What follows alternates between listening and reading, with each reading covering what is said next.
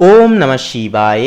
নমস্কার প্রিয় দর্শক বন্ধুগণ, তুলা রাশি তথা তুলা লগ্নের জাতক এবং জাতিকাদের ক্ষেত্রে এই চলরত 2026 বর্ষের মার্চ মাসের পুরোপুরি 2রা মার্চ থেকে 8ই মার্চের এই যে সময়কালটি একান্তই তুলা লগ্নের জাতক এবং জাতিকাদের ক্ষেত্রে কিন্তু পরিবর্তনের এক অন্যতম সময় হচ্ছে।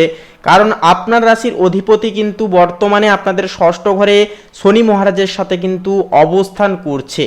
পাশাপাশি আপনাদের পঞ্চম ঘরে সৃষ্টি হচ্ছে সূর্য, বুধ, মঙ্গল এবং রাহুর অবস্থানের কারণে এক বিরল এবং শক্তিশালী চতুর্গ্রহী যোগ।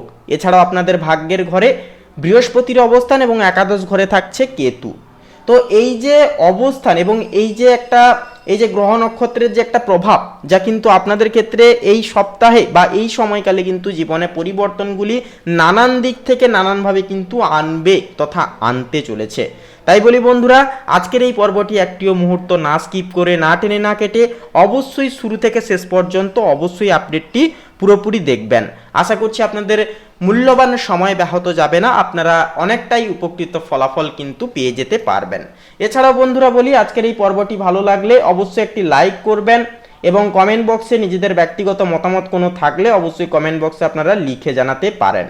এছাড়া বন্ধুরা নিজেদের শ্রদ্ধা এবং জ্ঞাপন অর্থাৎ শ্রদ্ধা এবং ভক্তি জ্ঞাপন করে অবশ্যই লিখে যাবেন ওম নমঃ শিবায়, হর হর মহাদেব, জয় দেবাদিদেব মহাদেবের জয় অবশ্যই লিখে যাবেন। আপনাদের সমস্ত মনের ইচ্ছা, কামনা বাসনা একান্তই পূর্ণতা পাবে। এছাড়া একটি লাইক দিয়ে আমাদের এই চ্যানেলটিকে সাবস্ক্রাইব করে পাশে থাকতে ভুলবেন না। তো চলুন সবার প্রথমেই জেনে নিই তুলা লগ্নের জাতক জাতিকাদের ক্ষেত্রে এই সময়কালে পারিবারিক ক্ষেত্রের কেমন কি ফলাফল হবে। দেখুন, পারিবারিক ক্ষেত্রে এই সপ্তাহটি সম্পূর্ণ মিশ্র ফলদায়ী হবে। একাদশ ঘরে কেতুর সঞ্চারের কারণে বড় ভাই বোন বা বন্ধুদের সাথে কিন্তু সামান্য মতভেদ একটা সৃষ্টি হতে পারে।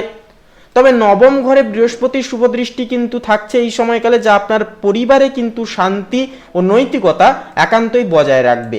এমনকি সন্তানদের শিক্ষা বা আচরণ নিয়ে আপনার পরিকল্পনাগুলো এই সপ্তাহে কিন্তু সফল হতে দেখা যাবে।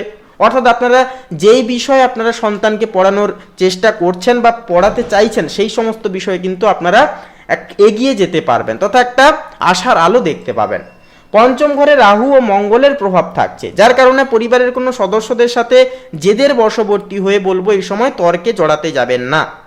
এমনকি পৈতৃক সম্পত্তি নিয়ে কোনো আলোচনা চললে তাতে কিন্তু একটা ইতিবাচক গতি এই সময় আসতে দেখা যাবে। এরপরে প্রেম ও দাম্পত্য জীবনের ক্ষেত্রে বলি, প্রেমের ক্ষেত্রে এই সপ্তাহটি তুলা রাশির জন্য বেশ রোমাঞ্চকর অথচ জটিল প্রকৃতির হবে। পঞ্চম ঘরে একান্তই সূর্য, মঙ্গল ও রাহুর সমাবেশে প্রেমে তীব্র আকর্ষণ এবং প্যাশন বাড়বে এবং সেই সাথে অহেতুক সন্দেহ বা ইগো বিবাদের কিন্তু একটা সৃষ্টি করতে পারে। সেহেতু বলবো অহেতুক বিষয় নিয়ে আপনারা সন্দেহ করবেন না বা নিজেদের ইগো ধরে রেখে কথোপকথন আপনারা করতে যাবেন না। বিবাদ একান্তই এড়িয়ে চলুন, শান্ত শিথিলভাবে ভাবনা চিন্তা করে প্রত্যেকটা ক্ষেত্রে আপনারা সিদ্ধান্ত গ্রহণযোগ্য করবেন। এরপরে 2রা মার্চ থেকে আপনার রাশির অধিপতি শুক্র ষষ্ঠ ঘরে শনির সাথে মিলিত হয় দাম্পত্য জীবনে জীবনসঙ্গীর স্বাস্থ্যের প্রতিও কিন্তু একটুকু যত্ন নিতে হতে পারে। এমনকি সম্পর্কের ক্ষেত্রে আবেগের চেয়ে বাস্তববাদী হওয়া এই সপ্তাহে আপনার জন্য যথার্থই ভালো হয়ে উঠবে। কর্মক্ষেত্র এবং পেশার জীবনের ক্ষেত্রে বলি, কর্মজীবনে এই সপ্তাহটি আপনার জন্য কঠোর পরিশ্রমের পুরস্কার নিয়ে আসবে। ষষ্ঠ ঘরে আপনার রাশির অধিপতি শুক্র উচ্চস্থ হয়ে শনির সাথে থাকায় কর্মস্থলে আপনার দায়িত্ব মান সম্মান দ্বিগুণ হারে বৃদ্ধি পাবে। যারা আইনজীবী ব্যক্তি রয়েছেন, আইনজীবী, ডাক্তার, ব্যাংকিং কিংবা যেনারা সমাজসেবামূলক কাজের সাথে যেনারা যুক্ত, আপনাদের জন্য এই সময়টি অভাবনীয় উন্নতির কিন্তু একটা যোগ বয়ে আনবে। নবমস্ত বৃহস্পতি অর্থাৎ ভাগ্যের ঘরে যে বৃহস্পতির অবস্থান, যার প্রভাবে উচ্চপদস্থ কর্মকর্তাদের কাছ থেকে আপনি কিন্তু পূর্ণ সমর্থন পাবেন। গুরুবাচক কিছু পরামর্শ আপনারা পাবেন, যা জীবনে এগিয়ে যাওয়ার ক্ষেত্রে সুপরামর্শ হয়ে উঠবে। তবে পঞ্চমস্ত রাহুর প্রভাবে নতুন কোনো প্রজেক্টে সই করবার আগে কাগজপত্র এবং তথা নথিপত্র ভালো করে পড়ে নেওয়াটা কিন্তু যথার্থভাবে জরুরি হবে। অহেতুকভাবে চোখ বন্ধ করে কোনো কিছু বিষয় বিশ্বাস করবেন না।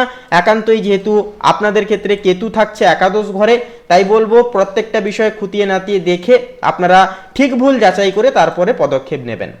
আর্থিক অবস্থার ক্ষেত্রে বলি, আর্থিক দিক থেকে এই সপ্তাহটি তুলা রাশির জন্য স্থিতিশীল থাকবে। আপনার লাভের স্থানে কেতু থাকলেও নবমস্ত বৃহস্পতি অর্থাৎ ভাগ্যের ঘরে বৃহস্পতির আশীর্বাদ থাকছে, অবস্থান থাকছে, যা আপনাদের আয়ের উৎসগুলোকে সচল এবং সজীব করবে। শুক্রের একান্তই ষষ্ঠে যেহেতু গমন থাকছে বা গমনের কারণে বিলাসিতা বা চিকিৎসার পেছনে কিন্তু কিছুটা পরিমাণ অপ্রত্যাশিতভাবে খরচ কিন্তু হয়ে যেতে পারে। যারা বিদেশি কাজের সাথে যেনারা যুক্ত ব্যবসা করছেন, আপনারা বড় কোনো অর্ডার এই সময় কিন্তু পেয়ে যেতে পারবেন।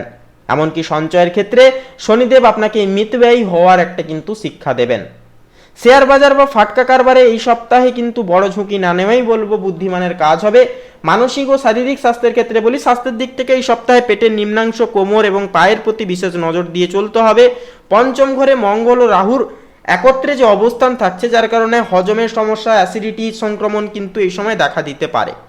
শুক্র ষষ্ঠ ঘরে থাকায় ত্বকের অ্যালার্জি বা ইউরিনারি ইনফেকশনের মতো কিন্তু সমস্যাগুলি দেখা যেতে পারে।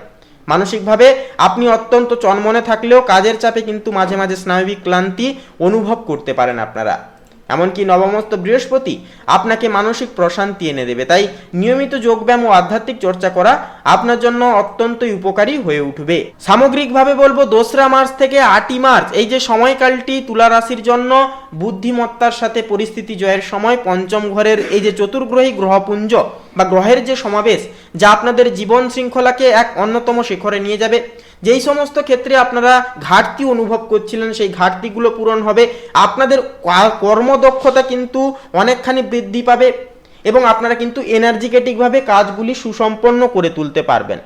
কিন্তু এখানে একটি বিষয় হচ্ছে, আপনাদেরকে কিন্তু জেদ মাফিক, অর্থাৎ নিজেদের জেদকে ধরে রাখতে হবে, ডেডিকেশন রাখতে হবে কাজের ক্ষেত্রে, তবেই কিন্তু সাফল্য আসবে বাধা বিপত্তি অতিক্রম করে। ষষ্ঠ ঘরে শুক্রের উচ্চস্থ হওয়ার নির্দেশ করছে যে কর্মক্ষেত্রে সেবার মানসিকতা আপনাকে শ্রেষ্ঠত্ব এনে দেবে। এমনকি নবমস্ত বৃহস্পতি সুরক্ষা কবচ আপনার ভাগ্যকে একান্তই রক্ষা করবে। এই সপ্তাহে হঠকারী সিদ্ধান্ত বলবো এড়িয়ে চললে আপনি পেশাগত জীবনে বড় কোনো মাইল ফলক কিন্তু স্পর্শ করে উঠতে পারবেন। তো বন্ধুরা, আজকের এই পর্বটি এই পর্যন্ত।